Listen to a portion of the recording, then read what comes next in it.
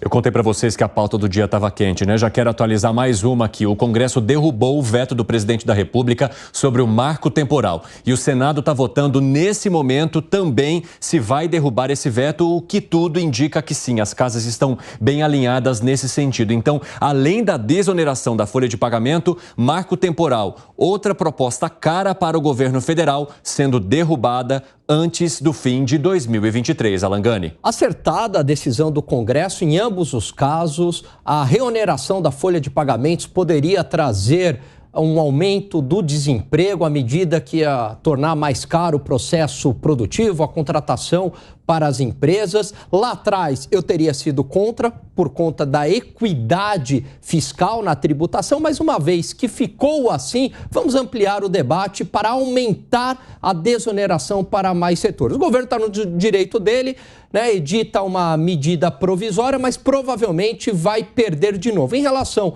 ao marco temporal, vitória da Constituição, daquilo que foi afirmado em 1988, vitória da jurisprudência, daquilo que foi afirmado pelo Supremo Tribunal Federal em 2009 e vitória do direito de propriedade, principalmente para o setor agrário. Agora, infelizmente, a gente sabe que o Poder Executivo poderá recorrer ao Supremo e judicializar tanto a questão da oneração do setor de serviços, também quanto o marco temporal. Sessão movimentada ali no Senado, como vocês podem ver, a ex-ministra, né, agora a senadora Tereza Cristina falando, há pouco o Marcos Rogério também, todas as pessoas que defendem a derrubada do marco temporal. E a gente está acompanhando ali a contagem dos votos, já atualizamos para você então como ficou no Senado, porque na Câmara, marco temporal já foi derrubado, a exemplo do que aconteceu com a desoneração da folha de pagamento. E aí, Gustavo Segré, falamos já de 2 derrotas para o governo federal em apenas um dia, e tem mais vetos a serem votados ainda. Evandro, não ficou muito claro para ninguém por que o presidente vetou essas leis. Por uma questão de contar. Quando você avalia a quantidade de votos que teve um e que teve o outro, tanto na Câmara quanto no Senado, não tinha explicação lógica de por que esse veto tinha sido feito. Iam ser derrubados. Nós falamos sobre isso. No caso de das questões, por exemplo, da desoneração, foram 430 deputados votando a favor da desoneração. Precisa 257 para derrubar o veto. Era lógico. E hoje o veto caiu com quase 400 também. Mas era lógico. 370. Era lógico, era para apanhar de um lado e colocar a cara para apanhar do outro. Não tem lógica, salvo que o presidente da República estivesse que talvez com alguma emenda poderia resolver alguma questão, mas era muito deputado votando contra. Tem um princípio da contabilidade que é da prudência. E vou pegar a deixa do Luiz Felipe Dávila. Quando você tem uma contabilidade de uma empresa conservadora, não é aquela loucura de vamos ver o que dá no futuro, você tem que ter uma diminuição nas tuas estimativas de ingressos e uma concentração de superar as estimativas de egressos. Por que isso? Porque se mesmo assim o equilíbrio é conseguido ou o lucro é obtido, o teu futuro, a tua previsibilidade para os próximos dias está certa. O governo faz exatamente o contrário.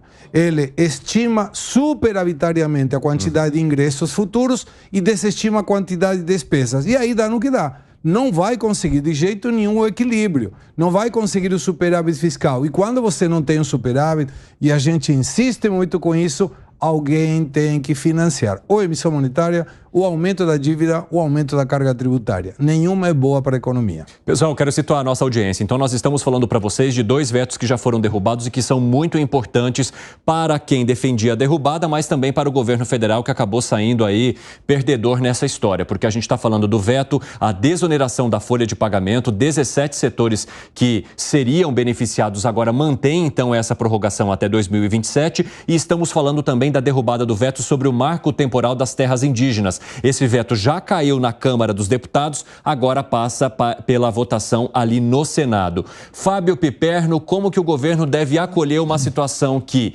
tira a arrecadação que era esperada e que também, de alguma forma, tira uma agenda que é bastante intrínseca ao governo do PT, que é o marco temporal, a demarcação das terras indígenas. Perfeito, Evandro.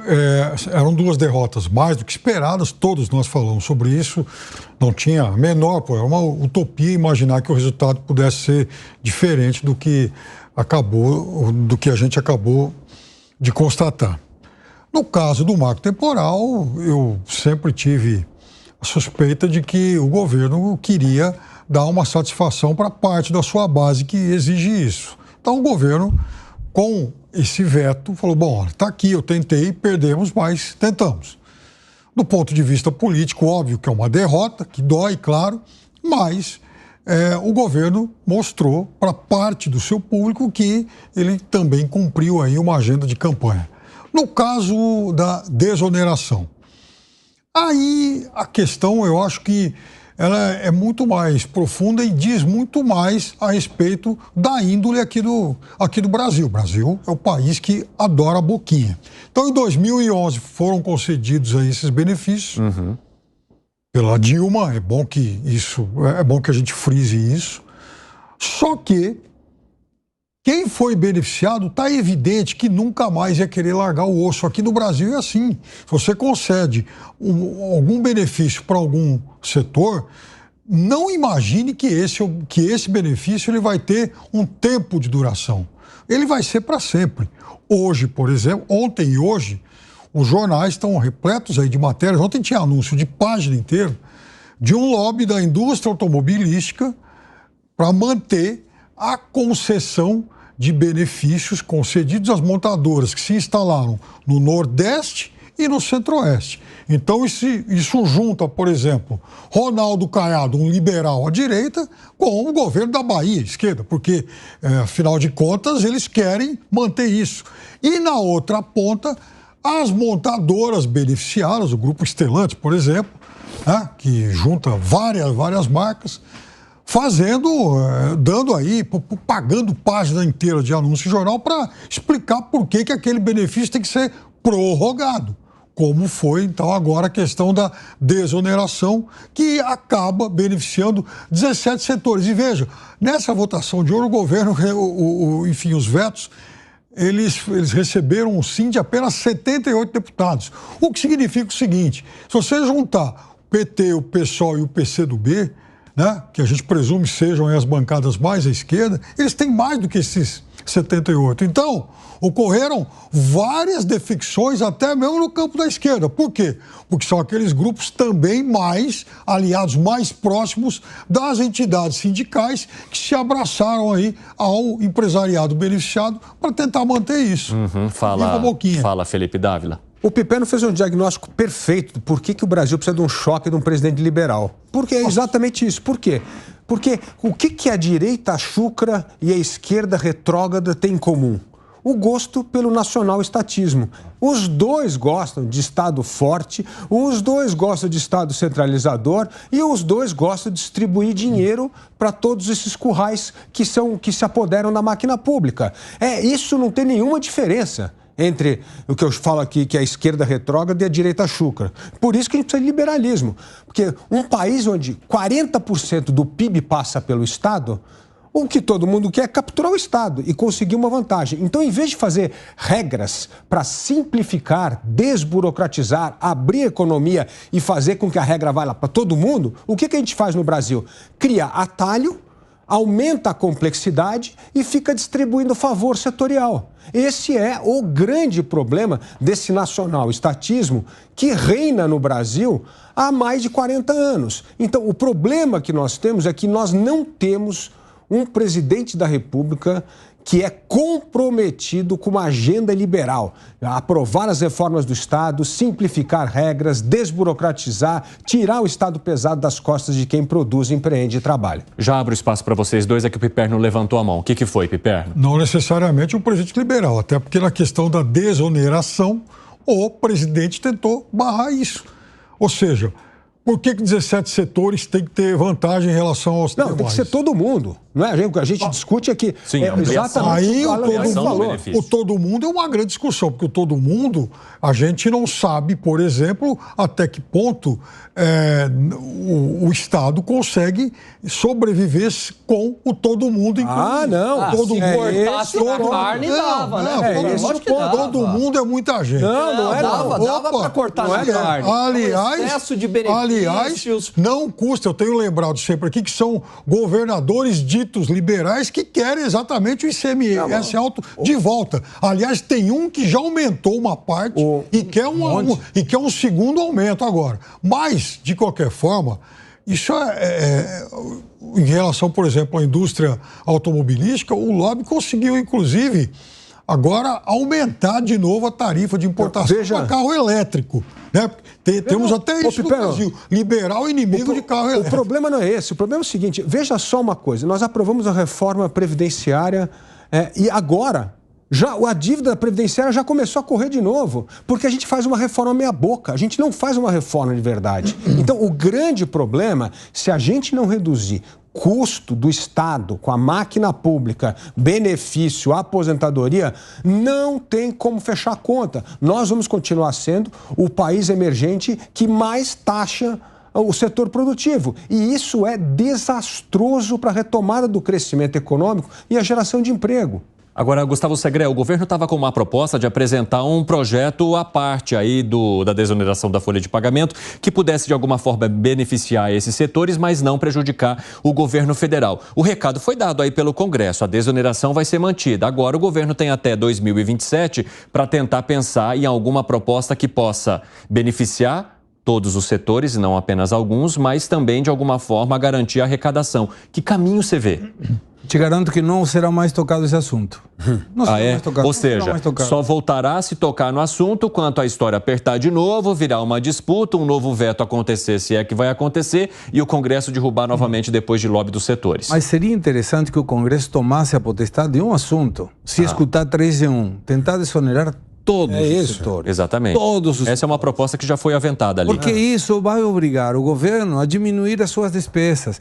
Eu lamento de coração, e digo de coração, lamento que o governo não entenda a importância do superávit fiscal, porque aí teria mais dinheiro para investimentos, inclusive na área social.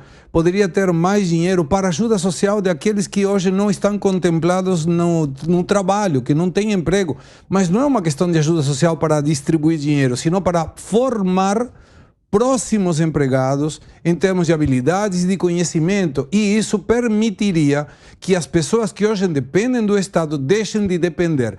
Quando hoje tem uma pauta de uma quantidade gigantesca de pessoas que puxam dinheiro do Estado sem a contrapartida, essa despesa diminuindo pela formação das pessoas que hoje recebem, permitiria ajudar a outras pessoas. Melhorar, por exemplo, a alimentação de 0 a 4 anos, que é básica para que o dia de amanhã as crianças consigam ter um desenvolvimento cognitivo. Mas o governo não está preocupado com isso. Quer gastar, gastar, gastar. Então aí sim tem uma prioridade do Congresso de colocar na pauta, diminua, desoneração de todos. Pode carregar na pauta de tributos na renda, mas tira tributos da produção. O Brasil decola. E não interessa a ideologia, o Brasil decola. Mas o governo não vê isso. Do que você está discordando, Piperno? De todo o conceito. Por quê? De todo o conceito, com todo o respeito.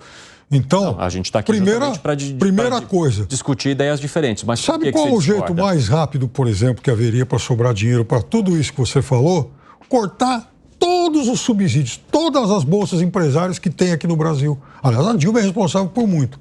Corta isso. Por que não cortam? Excelente. Mas vem cá. E rapidamente, atenção, porque o Senado também derrubou agora o marco temporal. Então, o marco temporal derrubado no Congresso como um todo. Mantida a desoneração da folha de pagamento em ambas as casas e derrubado o marco temporal das terras indígenas em ambas as casas. Câmara primeiro, Senado nesse momento já atualizo aí o placar para vocês. Fala, Piperno. Mas tem força política para isso. Não derruba porque não tem. Imagina o governo chegando e falando, indústria automobilística, o agro, eu vou cortar todos os subsídios, todas as ajudas que você tem. Qual é o governo, e não estou nem falando governo de esquerda, Qual é o governo do Brasil que teria força para isso? Nenhum. Esse subsídio, essas ajudas, elas vão continuar para sempre. Nenhum governo coloca uma previsibilidade, dizendo, vai cortar 20% agora, 20% depois, 20% depois. O segredo, a desoneração mais previsível que isso, quer dizer, ela tinha data para terminar, como tem agora de novo, 2027, e quando chegar em 2027... toda essa desoneração ela vai ser renovada. Porque aí vai ter um governo liberal. Eu concordo com o Piperno. Lula vai se reeleger e não vai conseguir. Enfrentar toda essa máquina, todo esse fisiologismo que está enraizado na sociedade brasileira. O Brasil é um misto, né, de fisiologismo de centro com mentalidade de esquerda. É muito difícil desarmar essa... De direita. Não. Fisiologismo com mentalidade. Essa direitalha que está aí... Que o Estado vai salvar... Não, que o Estado vai salvar a sociedade. Uma Damares da vida, imagina a gente nunca viveu uma experiência liberal de verdade. A gente nunca viveu uma experiência liberal de verdade. E quando a gente tem alguns lapsos liberais, o país decola. Imagina qual é. Um de cada vez, pelo amor de Deus, não dá para entender o que vocês estão falando. Fala, Gani. Não, quando a gente tem alguns lapsos liberais aqui, algumas passagens liberais, Evandro, o país vai bem. Isso aconteceu no Fernando Henrique. Fernando Henrique de esquerda, mas fez algumas concessões liberais, como agências reguladoras, como privatizações, como Plano Real, como dar mais liberdade para o Banco Central. E aí o presidente Lula capitalizou isso, depois com o Michel Temer, uma reforma trabalhista tímida, mas que teve efeitos na redução da taxa de desemprego, depois uma reforma previdenciária que não foi das melhores, foi a possível, mas que também teve os seus ganhos, né, da diminuição do problema fiscal. Então, quando a gente faz a lição de casa, e essa lição de casa passa por reformas liberais, o Brasil apresenta prosperidade econômica, crescimento econômico, e não só no governo, que impacta gerações futuras. Mas, infelizmente, essa mentalidade liberal, ela só acontece no momento que o país está na agonia. Aí a realidade se impõe e a gente tem que fazer reformas liberais. Agora sim, Piperno, pode falar. Discurso para, enfim, alegrar a plateia, mestrado. Imagina... Não, para te ensinar, não é para alegrar... Não seja arrogante esse Não, você que falou que é para alegrar a plateia. Eu não preciso. Agora, eu quero dizer o seguinte, imagina os liberais, a brasileira, como eu sempre chamo a atenção, os liberais de quitanda, quererem ensinar alguma coisa e bater palma para desoneração, para subsídio. Quero ver se você conhece algum liberal, por exemplo, que fala assim, olha, tem que cortar todos os subsídios e vamos começar, por exemplo, por quem pode mais. Hoje o setor mais capitalizado da economia, por exemplo, é o agro. Então, olha, vocês são ótimos e tal, a nossa diplomacia comercial vai continuar ajudando vocês, a gente tem aí a Embrapa, enfim, mas a partir de hoje nós vamos fechar a bolsa da viúva para isso.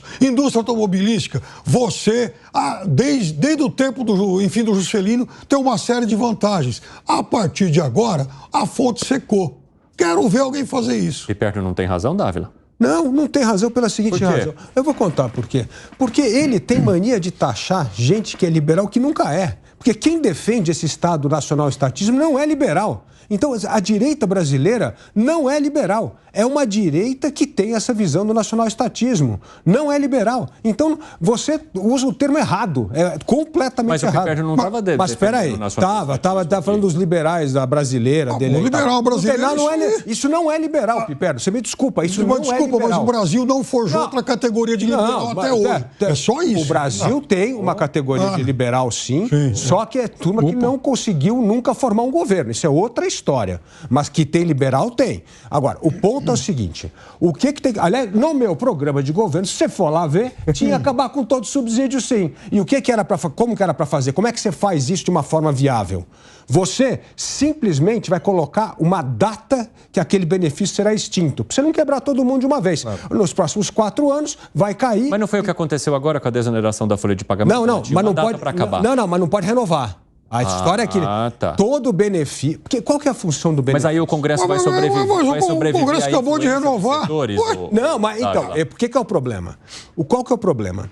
Por que você tem que fazer isso? Para você acabar com a complexidade do sistema. O que acontece? Na hora que você dá esse prazo, você vai ter o setor pressionando, por exemplo, para fazer uma reforma trabalhista de verdade e não manter a legislação trabalhista do jeito que é, com o tamanho do encargo que tem. Então, o que acontece é que você começa a colocar todo mundo contra a parede para tratar dos reais problemas do Brasil. Se você sabe que tem subsídio, o custo político é muito grande e você vai empurrando o problema para frente e não resolve o problema.